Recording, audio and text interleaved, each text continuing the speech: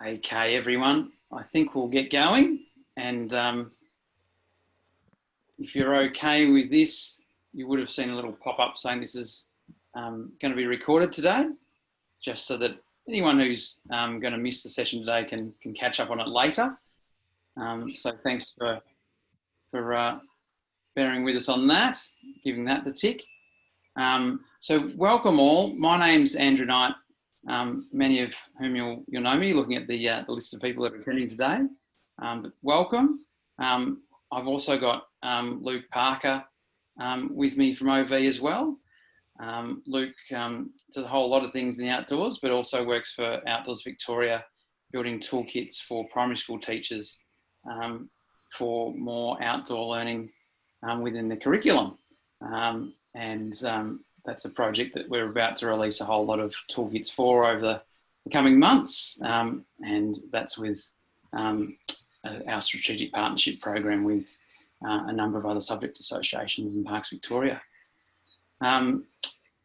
We must, of course, acknowledge what country that we are all on today. And I know that we're at least all the way across the cooler nations of Victoria, if not parts of Australia today. And I know that we've got Outdoors WA and Corf up in Queensland, as well as Outdoors New South Wales with Laurie all joining. So welcome to all of you. And I do acknowledge the land on which we all meet today across Australia, and acknowledge elders past, present and emerging. I'd also like to acknowledge the support of a number of government agencies and departments that support Outdoors Victoria, Sport and Recreation Victoria, Parks Victoria, Department of Land, Water and Planning, Department of Education, as well as Department of Jobs, Precincts and Regions, that all contribute to the operations of Outdoors Victoria. I'd also like to welcome a number of board members that are with us today. So a big call out to all your OV volunteer board members today. Thanks very much for joining us, and of course for your continuing hard work and support. We've got a number of little pieces of housekeeping to do as we get going this morning. One is that if you can remain on mute, that'd be magnificent. Luke will be monitoring the chat room. So if you can all hover towards the bottom of your screen, that's where that'll usually be to be able to get to, if you want to launch into a question. If it's a nice, short, sharp question, if you could just please enter that in there, and Luke will guide me towards those questions every number of minutes. And if you have a longer question that needs a bit of context, maybe just pop in that you obviously introduce yourself, and then please ask for a bit of context that you provide that, and chat to all of us, so we can then make sure that you're unmuted and get going with your particular question. It'd really be lovely today, as we get into some of the topics. We have got an hour today, but just to let you know, there's been a whole lot of people today register. So I think it's around the 70 mark today that are going to be registered, and we've got 35 obviously joined us already.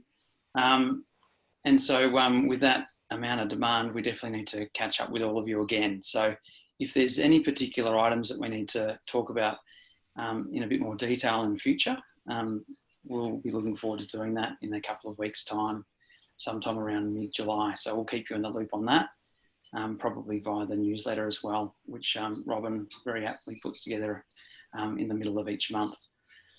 So without further ado, probably bring you up to speed on what's been happening from a Victorian perspective. Of course, most of you are well versed in that, but wanting to make sure that we're all up to speed there, is that at the moment, probably the biggest development that we've had around COVID-19 is that the Department of Education, after the Premier on the 13th of June, announced that we'd able to go back on school camps. Then just this Friday gone, the information came out from the Department of Education and Training for camp operators and outdoor activity related providers to refer to these particular guidance from the Department of Education and Training, as well, of course, it went out to the schools. So that went out on Friday, and it was fairly straightforward guidance and nothing particularly challenging in there, but just wanted to open it up, and I might just invite any particular queries or any amount of feedback on that DET announcement that occurred. So Luke, if you can just keep monitoring the questions that may come in from that, that'd be great. And if you wanted to have any kind of feedback, commentary, you're very welcome to let Luke know on the chat too that you'd like to have a quick chat to everyone.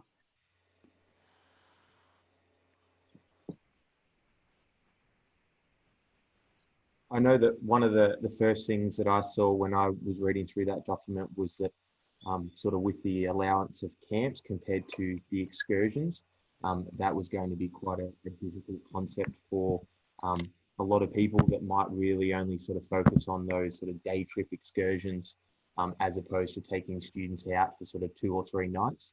And it'd be interesting to see if any of you are sort of in that boat of that you could go do a 2-day trip, but realistically you would ideally just like a little excursion. And now that sort of hasn't got the same level of approval, if that's sort of affecting you in that level as well. So Luke, on that, while you keep monitoring the chat, I've put in another call to Department of Education and Training yesterday to query what's the next steps that they can give us a heads up on regarding excursions. So that's day trips, because at the moment that's, from what I understand, that's something that we can't do. With some original initial chats, I'd suggested that potentially there'd be a staged return to excursions, so that you had at one end individual schools heading out into the outdoors to do a particular activity. Would be a rather straightforward staged approach to look at, and then right at the other end of the excursions, there'd be the relaxation of restrictions back, so that visits to the Melbourne Museum, obviously, which takes in thousands of students each day and mixes them all up from different schools, would be right at the other end of the release back to excursions. They've already cut out school camps and related outdoor activities and permitted that to happen. So to me, it would be logical to then split out excursions so that we can at least get back to those whole lot of low risk activities outdoors first, and then those other indoor activities with mixing of schools comes a whole lot later. So I'll keep you, and we will keep you all in the loop on that as anything does develop. Luke, have you got anything there for us? I've had a message from Dom. He's happy to give us a bit of an update about what's happening in Queensland as well. So he's from Outdoors Queensland. So if you want to go to that now, or whenever suits Andrew. Yeah, look, that sounds ideal, and we'll keep, obviously, to make sure that we keep fairly Vic centric. We'll get back to the other items soon, but that'll be great, Tom, if you'd like to have a chat to us now. Yeah, thanks, Andrew, and thanks, Luke. Yeah, I guess my take on it probably is, not trying to move things away from what's happened in Victoria, but and what you guys are dealing with from the sector down there. It's more about maybe there's opportunities with what we've been up to for operators down there to benefit from that as well. So we've actually got an industry plan, which is really a framework for how operators can return to outdoor education and also delivery of outdoor recreation activities. And both of those industry plans have been approved by Queensland's Chief Health Officer. So they're now available for people to see, and they're actually very detailed on some of the measures that the Chief Health Officer up here has required, particularly around social distancing.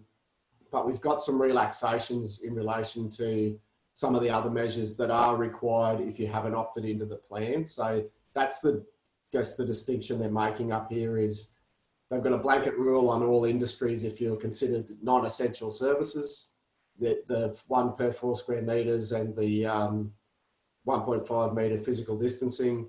And then if a business opts into an industry plan that we have that's approved by Chief Health Officer, there are other control measures that they can put in place, which allows a relaxation on some of the other things. So that's the big bit that we have. Without getting our plan approved by Chief Health Officer is a really good step forward. I think it gives all the operators some certainty that what's in there is the acceptable way rather than just leaving it up to people to figure it out for themselves. So I think that's a big piece that, and those plans, if you guys want to access them, they're available on the Corf website. They haven't the outdoor education plan only got approved on Friday evening and hasn't been updated on the government website yet. So we're hoping it will be shortly. So we've actually published it on our website, and I don't think I'm going to get in trouble for that, but we'll see. But the plans are there for people to access so they can get their own business plans sorted and align with those plans. Fantastic, Dom. Thank you very much for pitching in there. And that aligns precisely with my next point and a little bit of news. But Dom, if you potentially could play around to see if you could insert that link from your site onto the chat, that'd be magic. Thanks, Dom. In Victoria, the Australian Camps Association and Outdoors Victoria submitted something very similar down here in Victoria, which is called a return to play plan. Now that goes through Sport and Recreation Victoria, which is an agency of government under Department of Jobs, Precincts and Regions. So that return to play plan indicated the ways that we as a sector were going to be able to get back to operating in a COVID safe environment. That has just been apparently reviewed last night by Vic Sport, who were used by Sport and Rec Victoria to review these plans. So we're just identifying today as to exactly what a review of the plan means and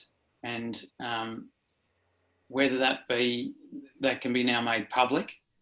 So it sounds like it's totally in synergy with what Dom was doing. We're just going to identify, did the Chief Health Officer's staff also review that document, and then we'll come back to everyone. So thanks, Dom, for your input on what's going on in Queensland, and everyone can have a squeeze already at his, but as soon as we're able to get it up, we'll definitely yell from the rooftops about it as well down here in Victoria. On the other points, Lucan, and I'll come back to you, there's also some great resources, and I know that Robin Allen, who works for us, is also on the call. If Robin could maybe insert into the chat the link to the Outdoor Council of Australia COVID-19 management plan template. That's another very handy document that really helps you populate a management plan for COVID. If you answer the questions in that particular table, it then helps you create that COVID management plan.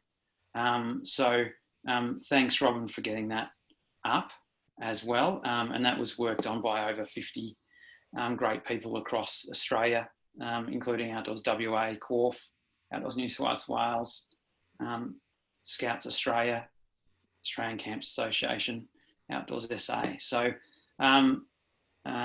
that's another really handy piece. So Luke, any items there for us? Not at this stage. Dom's put the link into the chat, and Robin's also just pasted that link. But if anyone does have any questions, feel free to send us a message there. Even if we're sort of past that item on the agenda and something pops up, feel free to put a comment and we'll work our way back around to it. Fantastic, Luke. Thank you.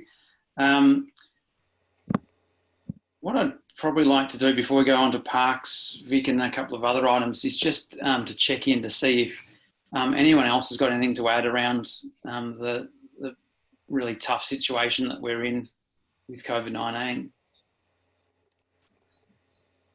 So I very much encourage anyone, if they want to put their hand up via chat, to then have a chat to us all. Otherwise, we'll come back to that again.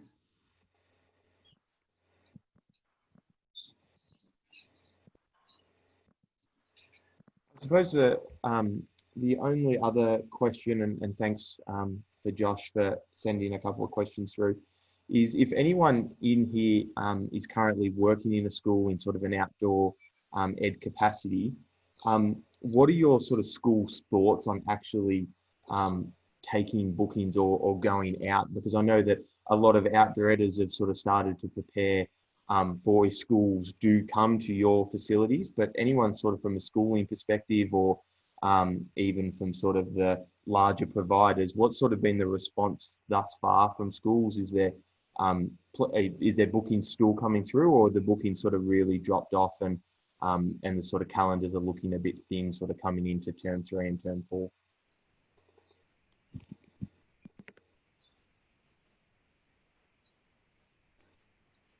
Luke, were those particular questions, are they related to the question you've just asked then from Josh? Yeah, so just looking about what's sort of the appetite from schools towards keeping sort of term 3 and 4 bookings at this stage, and has it dropped off, or is it sort of keeping about the same as before the announcement?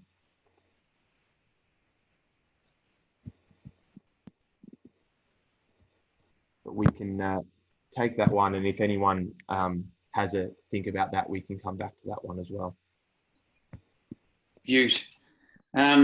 So with Parks Victoria, as we understand, most of their assets are open. There's certain restrictions on a couple of the high volume assets. Most of them are not particularly connected to what we want to get up to, but just wanted to check in with anyone if there's any particular questions, burning questions relating to Parks Victoria items that that we could have a chat about today.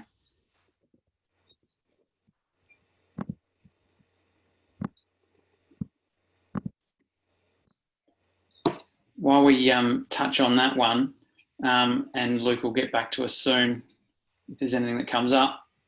Yeah. But we also had a great meeting yesterday, and Dom will probably be able to give me the exact name again, but it was a whole bunch of great people that got together from around Australia in the outdoor education, outdoor experiential field, and we had a bit of a chat about insurance. So Dom, if you can just fill us in on the name of that particular organisation and what they're getting up to. Yeah, mate. So Pete Smith and David Maskell are on the call right now. So they're from inside the Outhouse, and it's a really good chat every Monday afternoon about different, I guess, goings on nationally in the outdoor ed field, particularly. So yeah, it's been really good. We sort of gave an update nationally from different peak bodies yesterday, but also had Paul from Affinity Insurance spoke to us about what the insurers are looking at the moment as far as outdoor activities generally. But yeah, Pete and David are both on here. I'm not sure if any of the other crew from the Outhouse are on the call, but yeah, it's certainly a good discussion point to have those sort of chats about what's happening nationally. Andrew, if I could just give the plug to the forum a little bit. So the forum part starts at 16:17 on Monday afternoons, and we welcome anyone who is interested in issues around working in the outdoors or outdoor education issues in general. So come on into the Outhouse. Thanks very much. Thanks very much, Pete, and you're very welcome to drop in a link if you like into the chat around that particular piece. And that was another item that I was going to touch on today was just around the insurance piece. So Paul Davenport from Affinity Insurance Brokers, who's one of a handful of brokers that have a whole lot of experience in our industry, got on there yesterday to give us a bit of an update on what's going on, because there's obviously been some news around particular outdoor adventure providers, some of them in the motorised space, with quad bikes, things like that. So it was right on the out, sort of right on the outer side of our sector. But there has been some experiences also of organisations from well and truly inside our sector that have been struggling to find insurance. And Pete gave us some really handy tips on that one. And I mean, a lot of it comes back to keeping very close to your insurance broker at this time around what you're actually getting up to during COVID, to make sure that they're very much understanding and that you have it in writing that they're actually approving what activities you're getting up to. So it was probably one of the bigger call outs from yesterday. But please connect back with me. You've got my email down the bottom of the theme page today, where the Outdoors Victoria logo is, just with my email. So please feel free to email me to book a quick chat, and then we can get you connected to some of the people in that insurance industry to make sure that you're, if you're having any particular issues, that we can connect you to a whole lot of expert advice. Luke? We have a few questions coming through. I've had a couple of messages from different outdoor providers in regards to how many sort of schools are looking at continuing sort of term 3 and term 4 camps. At the moment, it's sort of sitting around 70% are going ahead, and 30% have sort of decided to step away for at least term 3, and then a little bit mixed on term 4. So that's sort of about 3 or 4 people were very similar at sort of that 70-30 mark. A couple of other questions we have, Andrew. So Laurie sent a question saying, Andrew, what's the situation with parks, camping grounds access in light of school holidays? Are they open, and are we allowed to cross borders of New South Wales and Victoria? Just wondering if you have an update on that one by any chance. Yeah, so, and I stand corrected if we've got someone from Parks on the call, because that could be the case most likely. But so please jump into the chat if you're from PV, and I've not got the most up to the minute update, but campgrounds are open. So all 1,348 assets across Victoria are actually open for camping. The main thing is to ensure that if it is a bookable campsite, that you have actually booked it prior, to make sure that you don't avoid any kind of disappointment. There was some restrictions originally around the shared bathroom, well, not actually bathroom, but around the showers. So the toilets were all open, but the showers were initially closed. My understanding now, with the Victorian government announcing that swimming pools and the like, as long as we're complying with the small numbers that we can now have in Victoria, which is gatherings of up to 10 people, that has been relaxed. But I will just double check, Laurie, on those showers. But the actual toilets are definitely open. So I stand corrected by anyone else, but I'll definitely get back to everyone, because we've obviously got everyone's contact details just around that particular point around the actual showers for Parks Victoria, or if we've got someone from Parks on the call that knows that up to the minute information, that'd be wonderful. Perfect. The next question we have was sort of from a VCE OES perspective, and just sort of getting a further clarification on exactly where we stand in terms of running day trips and overnight programs for students in term 3. So people are sort of feeling a little bit confused and unsure of what they can do and what they can't do, and can they run programs or they can't run programs? And especially with the change of restrictions that recently come out in the last week, has that sort of affected that that sort of running overnight trips and day trips for VCE teachers? So overnight, we'll find that the sad thing at the moment is that there's no clarity. They have not given an answer yet around excursions, which technically a day trip is an excursion.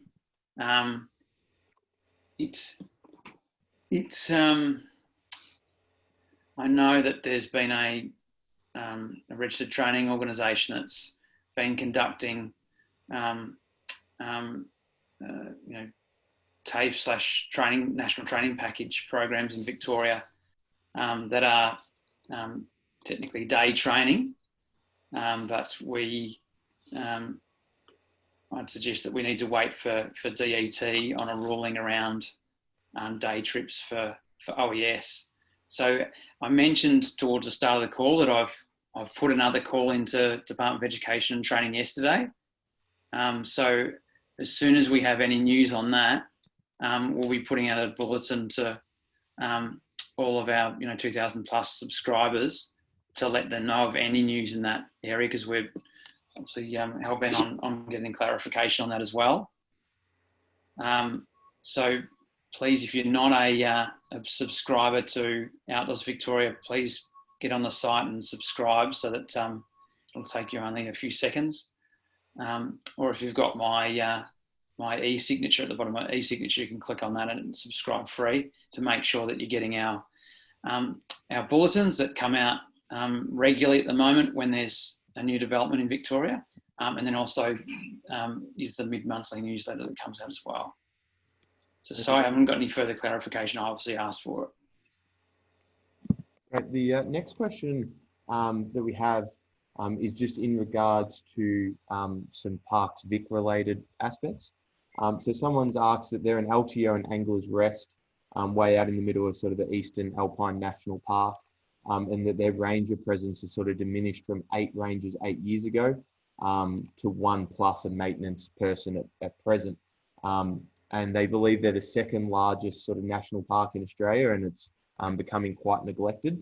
And was just wondering if this is on sort of the OB radar at all, and if it's something that we can potentially help with in terms of having a look at that ranger presence in that Eastern Alpine National Park. Yeah, it does not sound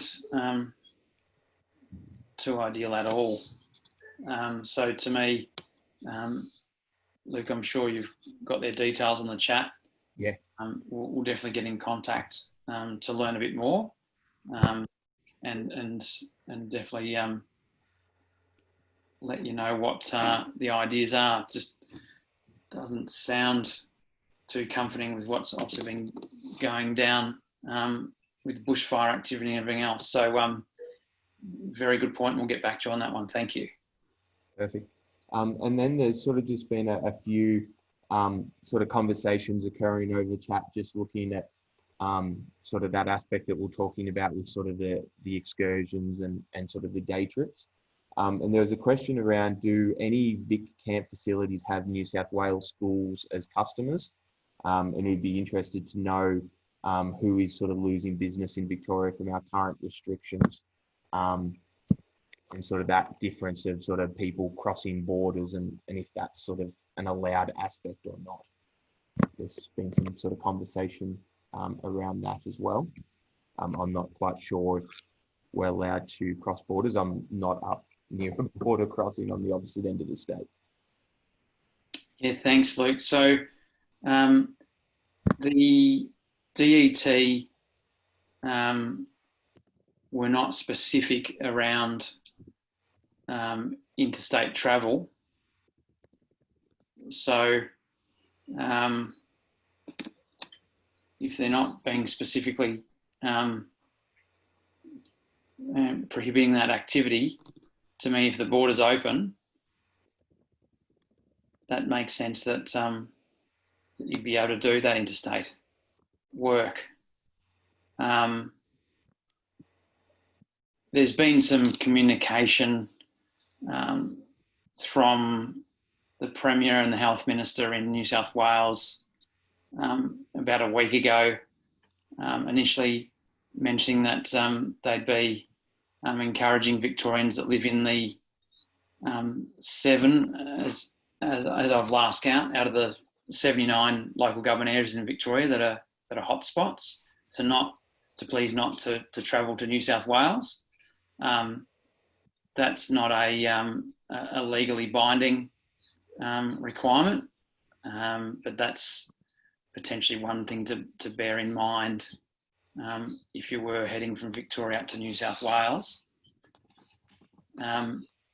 If anyone else would like some input there, obviously, Luke, you go for it and you can direct us. Perfect. And with sort of that DET interstate, is something that we can follow up as well and just clarify if that's an aspect that we can or can't do. There's also been some sort of comments sort of regarding that the DET guidelines don't really seem to be fitting quite well with sort of the VCE OES programs. And they're more specific to the ROSA schools, so the Residential Outdoor Schools Association, which is your Blackwoods, Rubicons, I worked for them, how can I forget? So your sort of 6 different providers across the state, it's more sort of focused to them, but not necessarily VCE. So we've made a note and we'll follow that up and see if we can gain some clarification in regards to those day trips for those VCE units.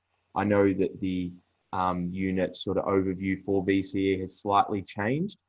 So we'll just review that and see if we can get some further clarification and send that out in an update as we gain more information. Just in regards to other questions, I'm just going through just some sort of more commentary around people being very confused of why we can't do day trips, but we can do sort of overnight trips. So that's something that we will follow up. And at this stage, that seems to be all the current questions. If you do have any more, feel free to pop them in and I'll raise them as soon as they come up. For sure, thank you. There was one way back when, Luke, from Laurie in Outdoor New South Wales, there's one part of the question I answered. I don't think I answered the rest of it. I'll just review. Check, there was a couple of questions come through. I'll just go back.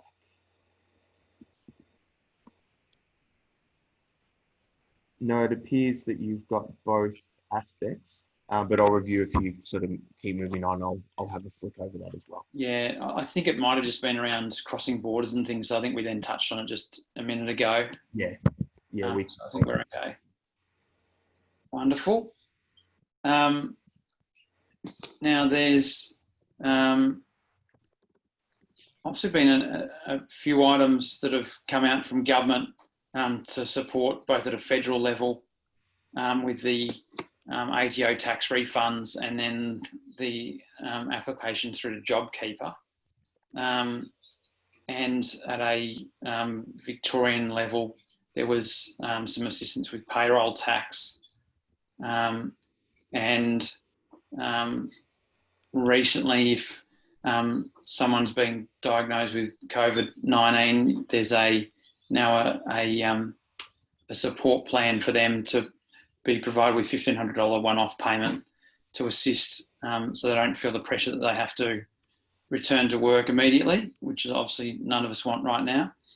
There's been another piece that's been circulated for the last good month, which is Small Business Victoria have been offering $10,000 grants. So there's been a number of different pieces of support. Sadly, that doesn't cover all of us, but I just wanted to touch on that to see if people have got particular pieces of advice around any of those opportunities to take advantage of that assistance, but also get any feedback around are there other pieces of support that you think we could be chatting to government about, specifically in Victoria, but potentially also at a federal level. Outdoors Victoria is on the board of Outdoor Council of Australia as well, with a number of the other peaks, etc. So we'll get Luke to keep monitoring that, whether anyone wants to actually have a chat, or if there's any particular feedback or questions around those levels of government support. Yeah. And the only other question we have sort of coming through was similar to that earlier question regarding the interstate sort of travelling. It was just if anyone had experienced any schools visiting from New South Wales into Victoria, and just seeing if anyone had sort of, if they were sort of near the border, had they had schools come across from New South Wales into Victoria. If there was anyone that was able to make comment on that, that would be great. I don't know any off the top of my head, but there definitely may be some. And the challenge. Sorry, that's all right. I've got really bad background noise, so apologies if you can't hear me. But just that I'd reiterate, what I'm trying to understand is if there's any businesses that normally take New South Wales schools, because of our restrictions right now, New South Wales schools can't camp at all. What business might be lost from your area, because it'll just help my negotiations with the Department of Ed to say it's not just us that's losing business here.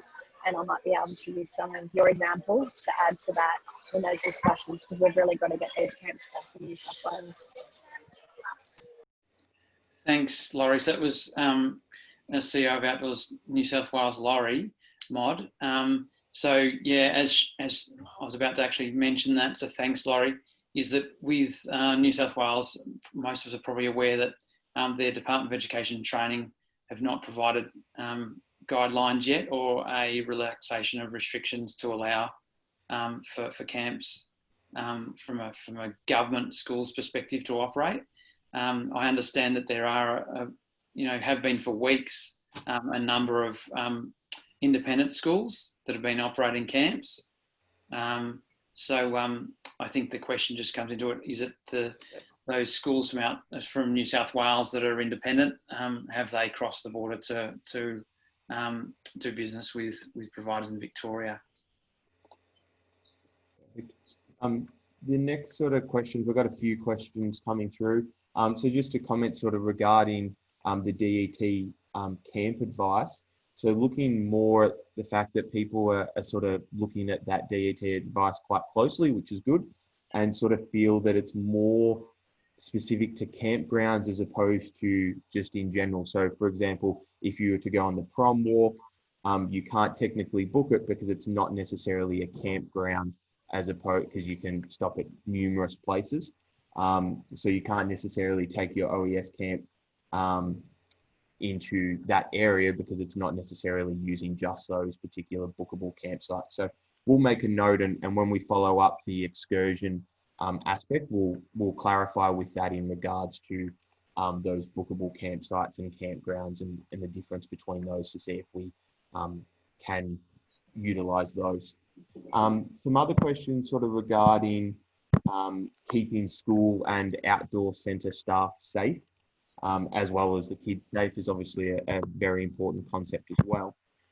So just looking at what are sort of providers currently sort of doing or thinking about doing to try and decrease or increase their sort of hygiene procedures as well.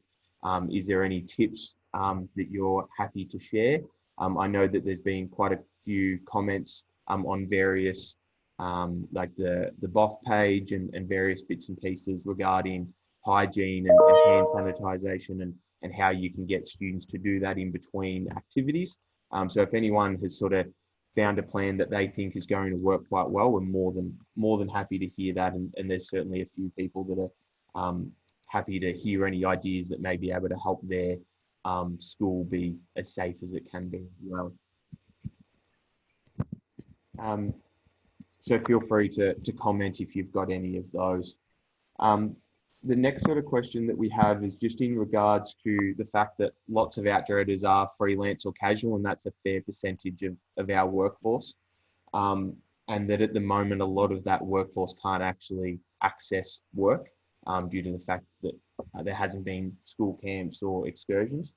So just wondering about, is there anything that OV can do or are doing to assist in that process to try and help that sort of workforce to try and get work during this sort of downtime? And is there any sort of out of the box thinking that we've thought of to try and assist in this area? Yeah, Luke, so we did a fair bit of work on this probably about 2 months to 3 months ago, and it sort of started back in January, really, with an idea that David Chitty up from runs a business up around Mount Buffalo, recommended from personal experience in his family, where he actually had one of his family work for, I think it was Delp, after the Black Saturday fires for around about 3 months, on assisting with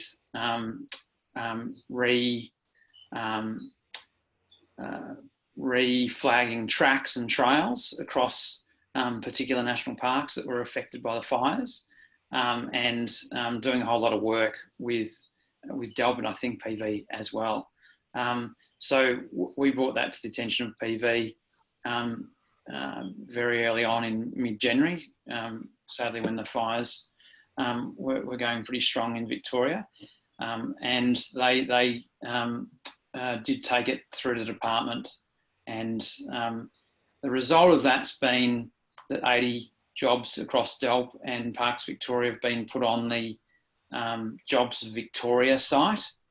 So if Robin's still on the call, we might see if Robin can access that link again and pop that up.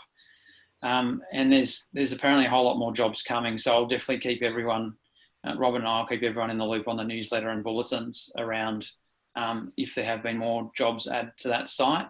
But that was one way that we thought that a whole lot of people in the regions could access some great jobs, and a number of them would be for work around those bushfire affected areas in the Upper Murray, the northeast, and also in East Gippsland. So that could suit us as an industry and the outdooretters as well, as they could pick up that work for a number of months, and then hopefully as the sector gets going again, then pick up work with previous businesses or through their own business. So that was one way. Another way we looked at was some leads throughout those WA with working agriculture, because again, a number of our people across the regions close to a whole lot of agricultural businesses. So connected in with one of the directors of Victorian Farmers Federation. Unfortunately, they then had a huge amount of media that they didn't actually originally initiate, that got into the news that, go and knock on your local farm gate for work, because a number of them were going, doing it pretty hard when it comes to workers because of all the international workers having to go home or in isolation and other things. So that sadly was cut short, that opportunity. Still exploring other opportunities, but it's probably the one through Parks Victoria and Delp that's one of the bigger ones at the moment. I'm sincerely hoping, like we've just heard, that 70% of what was planned, and this is not a massive survey, it was just from what feedback Luke just received on the chat then, around 70% of the work for term 3 is now going ahead. So I'm very much hoping that's going to help a whole lot of people that are looking for work in our area, but we'll definitely continue to work right across the country. As I mentioned, I'm getting intel from other peak bodies that are wonderful to work with to make sure that if there's other opportunities that do come up, that we let everyone know about them as soon as possible. If anyone else from any other peaks wants to chat about that, really good question. I'm very happy to hear from Jamie, Dom, Laurie, etc. So we'll let you jump on to Luke to let you know, or I think someone was going to say something then, so I'll just be quiet for a moment.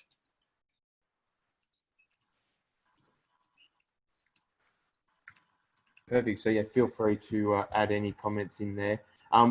In sort of regards to that, we have sort of had on chat that Dwelp ovens currently sort of has 20 or so outdoor editors in that program that you spoke about, Andrew. So it certainly is getting used, which is great. So the more people that we can have been engaged in that program, the better it is for our industry at the moment. The next sort of question we have, and there's sort of a few questions around this, is just wondering if OV's approaching sort of Vic government to include our industry in the JobKeeper as one of the industries that requires JobKeeper to be extended beyond the September sort of cliff mark, and if we have any update in regards to that JobKeeper aspect and our industry as such. Yeah, really good question. We, from memory, did make some initial inquiries as a group across Australia.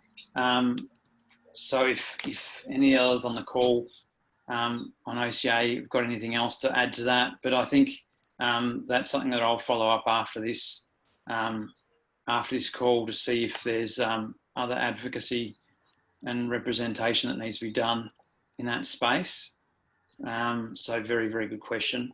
And then we'll obviously get back to everyone either on a bulletin or the newsletter or on, we'll be definitely be doing this again. We've obviously had a lot of interest in this and as have Corf and Outdoors New South Wales with their morning tea Zooms. So we'll do another one of these mid-July. So we'll keep you informed on that.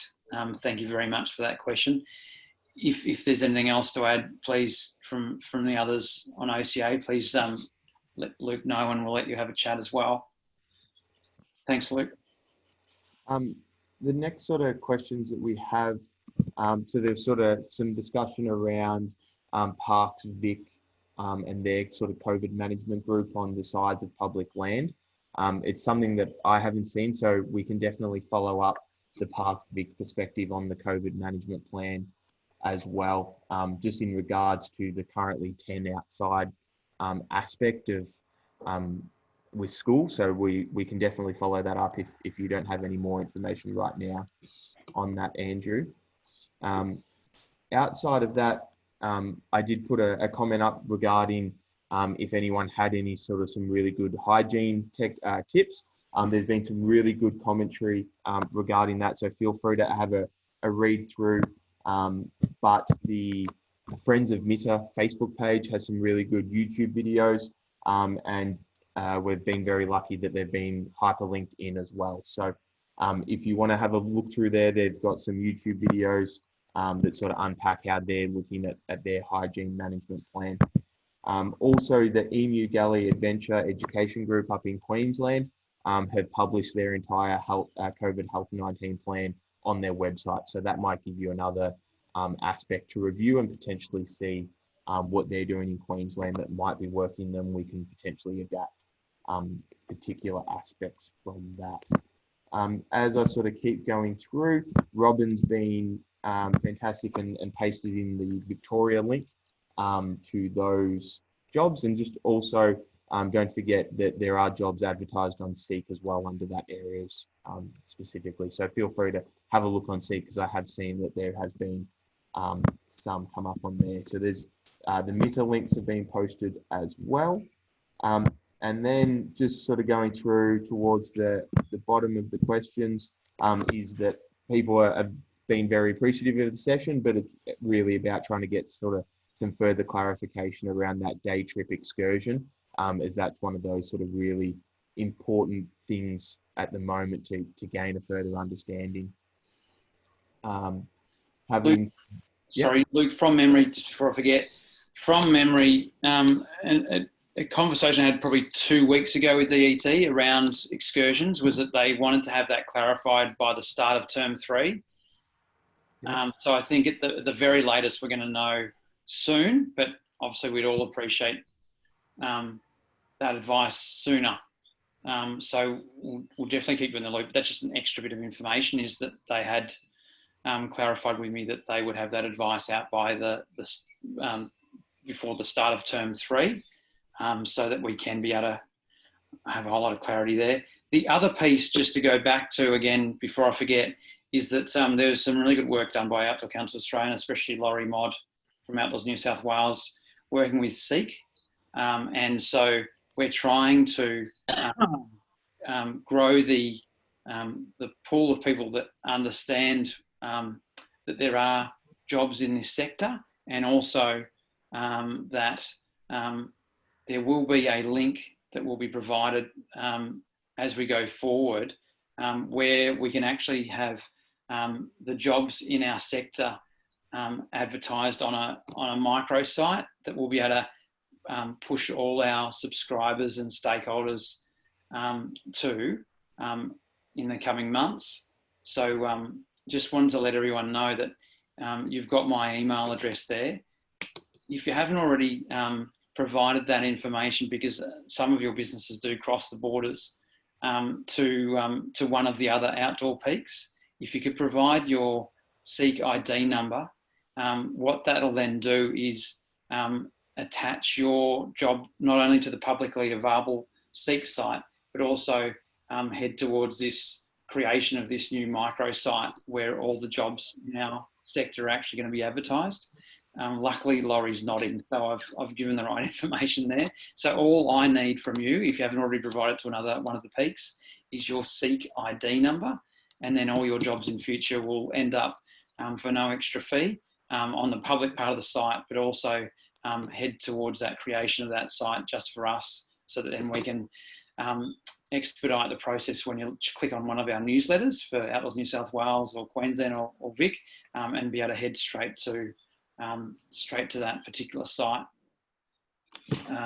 Sorry, Luke, please keep going. I've got one other job, sorry, another bit of information that's just come up from the Director of Partnerships at Parks Victoria. And I'm going to send that link because there's an update that's come up from Parks around the showers. The showers are now open in those, what is it, nearly 1,350 sites across Victoria. So that was a question earlier on. And I'm going to send this link now to Robin, if she can pop it on the chat. That'd be fantastic. Sorry, Luke, back to you. Perfect. In regards to that, we have a couple of questions in regards to, is there any guidelines specifically on sharing tents? So there's a few people that work for residential camps, sort of with an extensive outdoor ed program, and they're looking at sort of their winter alpine programs coming up in term 3. They just want to know if there's any sort of further guidance that we have around student sharing tents, and sort of the implications with that as well. There was a whole lot of information that we provided in our last newsletter from 2 suppliers that are pretty well known in Australia and pretty well trusted, that's for sure. That being Wilderness Equipment and also One Planet.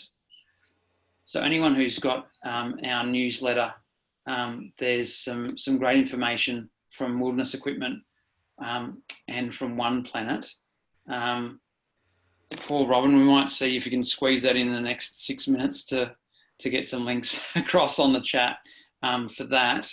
But I think from memory, Laurie in New South Wales also broadcast some of those too.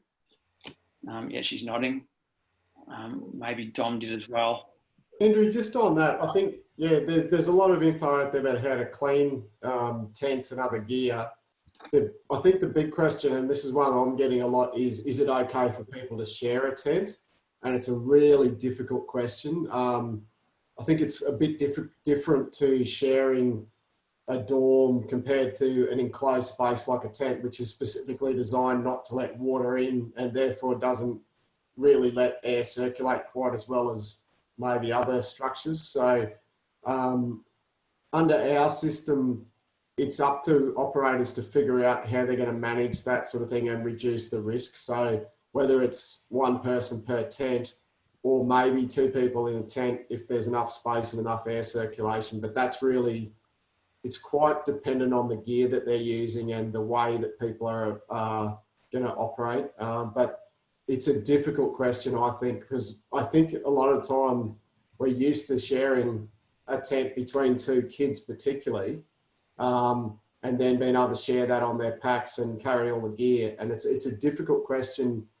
And a lot of operators won't even have enough tents to be able to go 1-to-1. So, and these are the sort of things that we probably need to really get straight, that this isn't about going back to how we operated 6-12 months ago. This is about how outdoor ed particularly, but outdoor recreation operates in a COVID environment right across Australia. And it's not about, can we get back to how we used to do everything? And that's the biggest point that I think we need to manage and think about how we can do that. And it might be that you can't share a tent, but it sort of is up to operators to figure it out. But at the same time, you might not get detailed advice down to that level from the government, but what you need to do is make sure the precautions you're taking are the right level for your clients, but also for yourselves. So that's probably I didn't answer the question, but I think that's the dilemma there.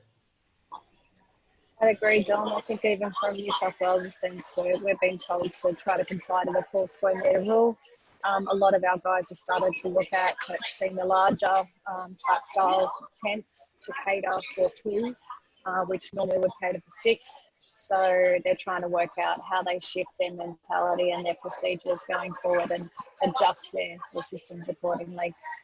They're opting to do different style accommodation and different options and restructuring their offer.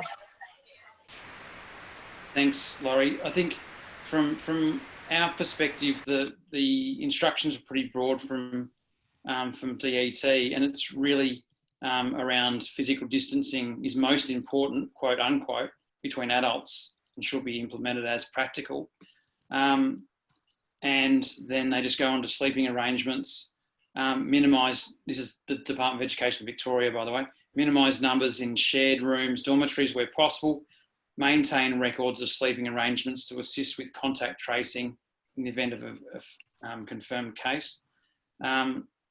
Because there's no physical distancing of students, school-age students in schools, that is the same situation with when we're on camp. So there's no specific, as Dom said, there's no specific instruction around the tents.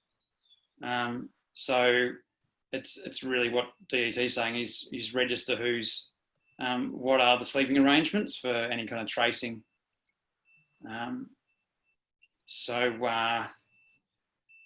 Let's see what we can get clarified as we go through this. But at the moment, there's no specific number. It's more about, as what Dom was talking about,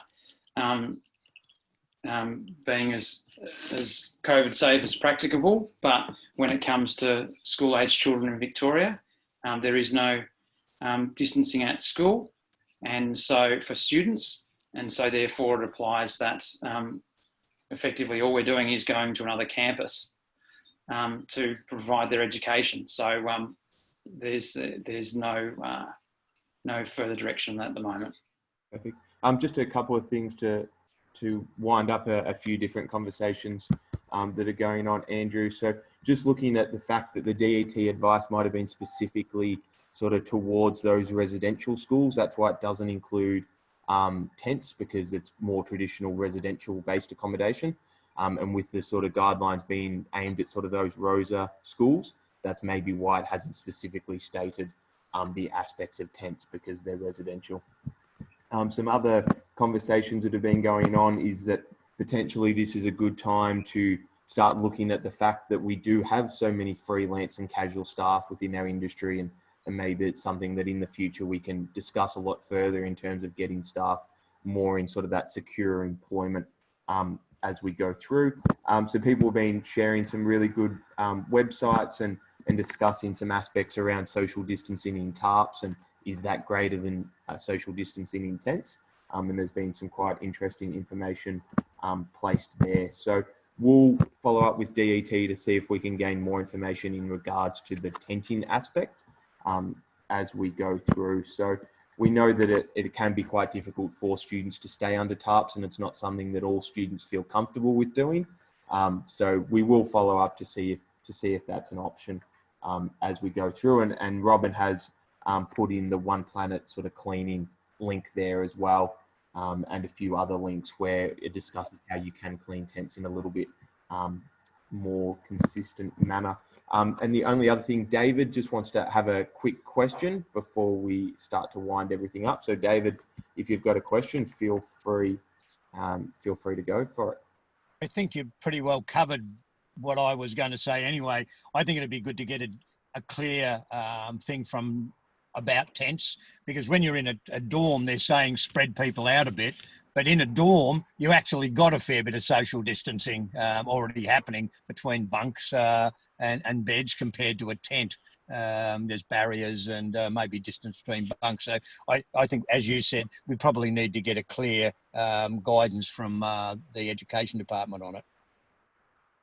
Yeah, thanks, David. And I think point taken too, that probably there's number one being excursions, and number two, potentially some clarification around that tenting item.